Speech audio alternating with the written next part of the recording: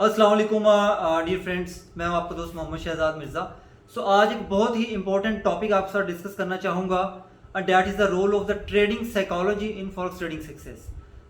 Mostly जो चीज़ मेरी ऑब्जर्वेशन में आई है, यहाँ पे डिफरेंट ट्रेडर्स से सुनने को मिलता है कि they are trading from last 2 और 3 ईयर्स, पिछले 2 या 3 सालों से ट्रेडिंग कर रहे हैं, लेकिन अभी तक उनको कोई कामयाबी नहीं मिली।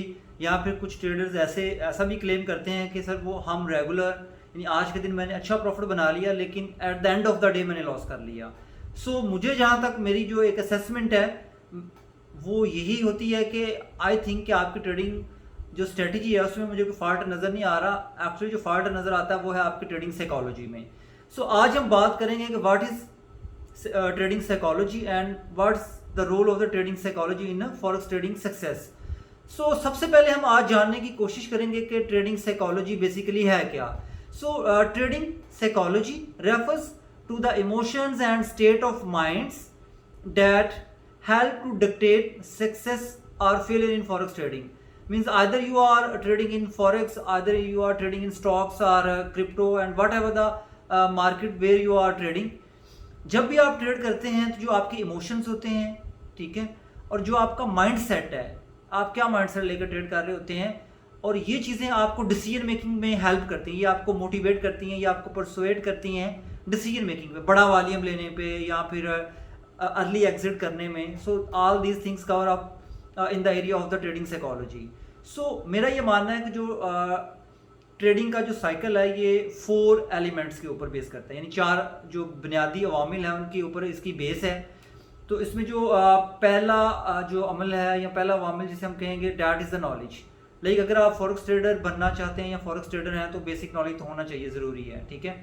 दूसरी चीज़ आ जाती है आपके पास डैट इज़ कैपिटल।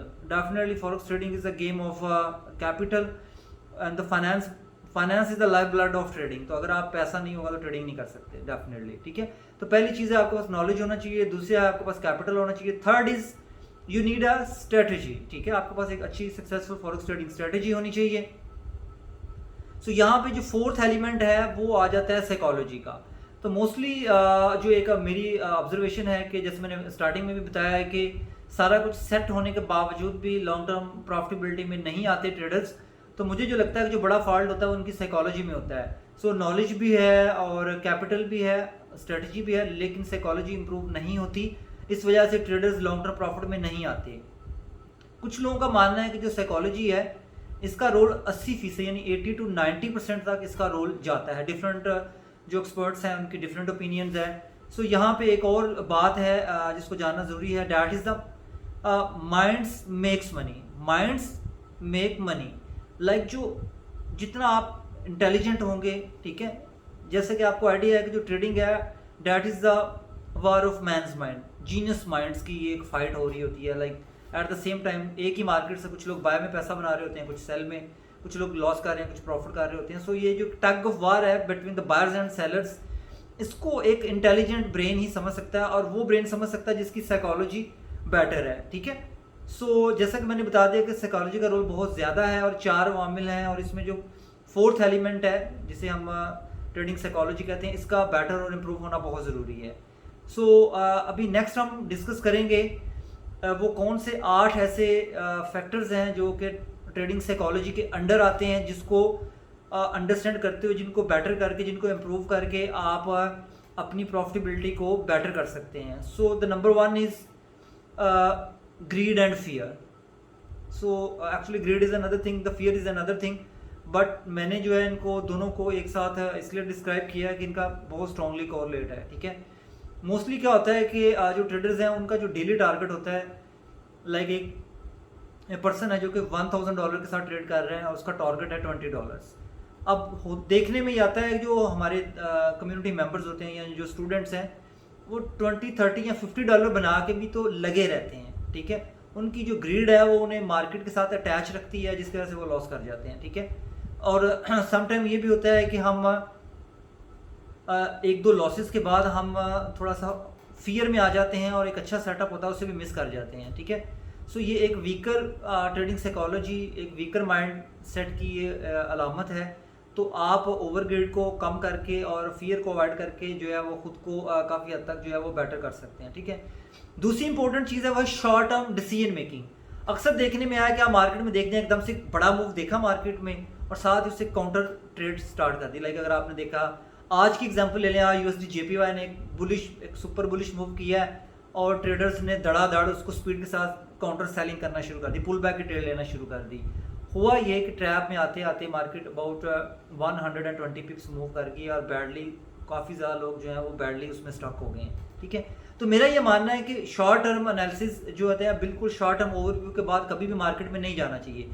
सो जब भी आप कभी मार्केट में एक अबनॉर्मल मूव देखें तो फौरी तौर पे टेक्निकल्स पे जहाँ पे आप कंसंट्रेट करते हैं, टेक्निकल से भी ज़्यादा आप फौरी तौर पे मार्केट में देखें कोई ऐसी न्यूज़ तो नहीं आई, कोई ब्रेकिंग न्यूज़ है उसको चेक करें, मार्केट के फंडामेंट्स को स्टडी करने की कोशिश करें। आई थिंक अगर आप फंडामेंट्स को स्टडी कर लेते हैं तो उसके बाद आप ज़्यादा अच्छे तरीके से ट्रेड कर सकते हैं, ठीक है। थर्ड जो फैक्टर है वो है लैक ऑफ गोल्स। मोस्टली जो ट्रेडर्स हैं उनका कोई माइंड सेट नहीं होता कि ना तो उनके शॉर्ट टर्म गोल्स होते हैं, ना मीडियम और ना ही लॉन्ग टर्म गोल्स, ठीक है। सो ये कि आपको गोल सेट करना चाहिए। आप जब अगर आपके पास शॉर्ट टर्म और मीडियम टर्म गोल्स होंगे तो आपके लिए डिसीजन मेकिंग करना इजी होगा और आपका माइंड सेट भी बिल्कुल क्लियर होगा, क्लैरिटी होगी आपकी, आपका विजडम जो आपका जो विजन है वो क्लियर होगा, तो आप बहुत जो है इजी वे में ट्रेड कर सकते हैं। अच्छा, फोर्थ जो फैक्टर है वो है जी रॉन्ग एक्सपेक्टेशंस। अक्सर ट्रेडिंग में होता ये है कि लोग double triple mentality, like capital को डबल या ट्रिपल करने की मेंटालिटी लेकर आते हैं, तो ये बहुत ही खतरनाक मेंटालिटी है, ठीक है। आपकी जो राइट एक्सपेक्टेशंस हैं जब तक वो नहीं होंगी आप कभी भी इंडस्ट्री में ग्रो नहीं कर सकते, ठीक है। यानी देखने में ये आया है कि मोस्टली हमारा ये माइंड सेट होता है कि भाई हम लाइक $1000 से है तो इसे $2000 करेंगे, 2 से 4, 4 से 8, then 16, then 32 and 64 and so on। जो एक जो कह लें कंपाउंडिंग है और विड्रॉ ना लेना, ये एक ऐसा फैक्टर है, एक ऐसा एलिमेंट है जिसमें देखने में ये आता है कि जो ट्रेडर्स हैं वो लाइक 1000 से 2, 3, 4000 तक चले जाते हैं लेकिन विड्रॉ नहीं लेते, ठीक है।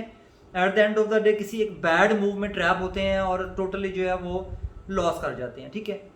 So that was the fourth element कि हम रॉन्ग एक्सपेक्टेशन के साथ काम करते हैं। अच्छा, पांचवा जो फैक्टर है वो ये बहुत ही इंपॉर्टेंट है, that is trading without trading journal. यानी आपका कोई ट्रेडिंग जर्नल नहीं होता, कोई प्रॉपर प्री एंट्री चेकलिस्ट नहीं होती और उसके बगैर ही हम ट्रेडिंग स्टार्ट कर देते हैं, ठीक है। तो मैं ये रिकमेंड करता हूँ कि जब भी आप ट्रेडिंग करना चाहिए, अगर आप चाहते हैं कि आपकी साइकोलॉजी इंप्रूव हो, आप रॉन्ग डिसीजन से बच जाएं, गलत ट्रेडिंग से बच जाएं, तो इसके लिए ज़रूरी है कि आप एक ट्रेडिंग जर्नल बनाएं, प्री एंट्री चेकलिस्ट बनाएं, उसमें जो भी 8 से 10 एक शॉर्टकट रूल्स हैं जिसमें लाइक आपका डेली टारगेट क्या है, वीकली मंथली टारगेट्स क्या है, ट्रेडिंग सेटअप्स क्या है, क्या ये आप जो ट्रेड लेने जा रहे हैं आपके सेटअप पे पूरी उतरती है नहीं उतरती, ठीक है। और आप एक अपने साथ एक शॉर्ट जो है वो प्रॉमिस उसके साथ लिखें कि आप ओवर ट्रेड नहीं करेंगे, गलत ट्रेड नहीं करेंगे और रिवेंज ट्रेडिंग, मतलब वट एवर द फैक्टर्स जो कि आप अवॉइड करना चाहते हैं वो आप अपने ट्रेडिंग जर्नल में शॉर्ट टर्म लिख सकते हैं, या जो आपका मोस्ट वीकर एरियाज हैं उनको आप अपने ट्रेडिंग जर्नल में लेके आ सकते हैं। उन अपने आपकी साइकोलॉजी के जो मोस्ट वीकर एरियाज हैं उनको अपने ट्रेडिंग जर्नल में नोट करें और उसको अपने स्क्रीन के सामने रखें जब आप ट्रेड कर रहे होते हैं, ठीक है। अपनी स्क्रीन के सामने रखते हुए अगर आप ट्रेड करेंगे तो आई थिंक आप मोस्टली जो मिस्टेक्स हैं उनसे बच जाएंगे, ठीक है। सो जो आई थिंक नंबर 6 पे है डैट इज़ ओवर ट्रेडिंग, ठीक है। तो मोस्टली होता है जैसे मैंने स्टार्टिंग में बताया है कि grid and over trading, grid and fear, grid and over trading, ये भी चीज़ें ओवरलैप करती हैं काफ़ी ज़्यादा। तो जब आप अपना शॉर्ट टर्म जो आपके टारगेट्स हैं लाइक डेली टारगेट है या वीकली टारगेट, अगर आपने उसको अचीव कर लिया है तो कोशिश करें कि ओवर ट्रेडिंग ना करें। अक्सर ये होता है कि एक पेयर में एक अच्छी ट्रेड ली और यानी शॉर्ट टर्म प्रॉफिट बुक कर लिया या फिर थोड़ा अच्छा प्रॉफिट बुक कर लिया स्विंग या स्कैल्प की, उसके बाद दोबारा जब मार्केट एक रीटेस्ट करने में जाती है तो दोबारा से फिर एंट्री ले ली। सो मैं हमेशा ये कहता हूँ don't enter again and again in the same market. एक ही मार्केट में एक ही जगह पे दोबारा बार बार अगेन एंड अगेन आप अगर एंट्री लेंगे तो डेफिनेटली उसका जो रिजल्ट है वो आपको मिलेगा लॉस की फॉर्म में, ठीक है। तो कोशिश करें कि ओवर ट्रेडिंग ना करें। अच्छा, 7वां जो यहाँ पे फैक्टर है डैट इज रिवेंज ट्रेडिंग। अक्सर देखने में आता है कि आपने स्टॉप लॉस किया, यहाँ पे छोटी छोटी ट्रेड्स की, ठीक है, कुछ लॉसेस हुए और उन लॉसेस को कवर अप करने के लिए रिवेंज ट्रेडिंग स्टार्ट कर दी, ठीक है। Revenge trading is very dangerous, ठीक है। अब आपने अगर 1 2 या 3 स्टॉप लॉस आपके ट्रिगर्ड हुए हैं, तो आई थिंक यहाँ पे आपको कंप्रोमाइज़ करते हुए नेक्स्ट मूव का एक बेहतर और अच्छे सेटअप का वेट करना चाहिए, ना कि आप एक गलत मूव में दोबारा से रिवेंज ट्रेडिंग में जाएं और सारा लॉस कर लें। जो मैंने जो अपनी एक असेसमेंट की है यहाँ पर, मोस्टली जो कम्युनिटी मेंबर्स की तरफ से या स्टूडेंट की तरफ से जो एक फॉलोअप आता है, उसमें यही चीज़ देखने को आई है कि सर आज मैंने गोल्ड में इस तरह से रिवेंज ट्रेडिंग की है या ओवर ट्रेडिंग की है और मैं लॉस कर गया हूँ, ठीक है। सो अगर आप रिवेंज ट्रेडिंग नहीं करते तो आप एक बड़े लॉस से बच सकते हैं, ठीक है। सो लास्ट में ये एक बहुत इंपॉर्टेंट जो पॉइंट है नंबर 8, वो है हमारे पास you can guess what can be the last point. So that is over attachment, ठीक है। तो कुछ दोस्त या कुछ ट्रेडर ऐसे होते हैं कि वो अपने ट्रेड के साथ बहुत ज़्यादा ओवर अटैच हो जाते हैं, जिसकी वजह से वो उसे कैरी नहीं कर सकते। या तो वो अगर ट्रेड लॉस में जा रही होती है तो उस पर भी वो डबल ट्रिपल माइंडेड हो रहे होते हैं। या फिर सम टाइम ऐसा होता है कि शॉर्ट प्रॉफिट आ रहा होता है, उसमें भी वो कंफ्यूज होना शुरू हो जाते हैं। फॉर एग्जांपल अगर आपने 30 पिप का स्टॉप लॉस और 30 पिप का टेक प्रॉफिट सेट किया हुआ है, तो यहाँ पे जो सबसे अच्छी जो अप्रोच हो सकती है that is set and forget. आपने जो स्टॉप लॉस लगाया या जो टेक प्रॉफिट है उसे आप लगाएं, सेट करें और उसे भूल जाएं। लेकिन अगर आप ओवर अटैचमेंट में आ जाते हैं, ओवर इन्वॉल्वमेंट आपकी बढ़ जाती है, आप बार बार देखेंगे, बार बार स्क्रीन को देखेंगे क्या हो रहा है यहाँ पे, या बार बार स्क्रीन के ऊपर कंसंट्रेट करेंगे, तो उसका रिजल्ट ये होगा कि आप कंफ्यूज होना शुरू हो जाएंगे, ठीक है। सो जब भी अगर आप कहीं पे कंफ्यूज हों तो मेरी रिकमेंडेशन ये होगी कि जब आप कंफ्यूज हों तो ट्रेड ना करें, ठीक है, और ओवर अटैचमेंट से भी अवॉइड करें, ठीक है। सो इन शॉर्ट आज की जो वीडियो थी उसमें हमने बात की कि जो ट्रेडिंग साइकोलॉजी है इसका 80 to 90% रोल होता है आपकी कामयाबी में, और जो ट्रेडिंग साइकिल के जो 4 एलिमेंट्स हैं, जिसमें नॉलेज आता है, जिसमें कैपिटल आता है, जिसमें ट्रेडिंग साइकोलॉजी आती है, and the third trading strategy, and the fourth is trading psychology. So आप पहले जो तीनों एलिमेंट्स हैं उनमें बहुत बेहतर हों, लेकिन अगर ट्रेडिंग साइकोलॉजी बेहतर ना हो तो आप कभी भी कामयाब ट्रेडर नहीं बन सकते। और लास्ट में हमने 8 डिफरेंट जो एस्पेक्ट्स हैं उनको भी डिस्कस किया है। सो मैं उम्मीद करता हूँ कि आज की जो वीडियो है ये काफ़ी मालूमाती रही है आपके लिए। तो आप कमेंट सेक्शन में मुझे बता सकते हैं नेक्स्ट किस टॉपिक पे आप मेरी ओपिनियन जानना चाहते हैं, या आप कोई टॉपिक मुझे रिकमेंड कर सकते हैं जिसके ऊपर मैं आपको अपना एक्सपीरियंस और नॉलेज शेयर करूँगा। तो अगेन रिक्वेस्ट करूँगा कि इस चैनल को सब्सक्राइब कर लें, ठीक है, बेल आइकन को प्रेस कर दें ताकि हर नई आने वाली वीडियो आपको मिलती रहे।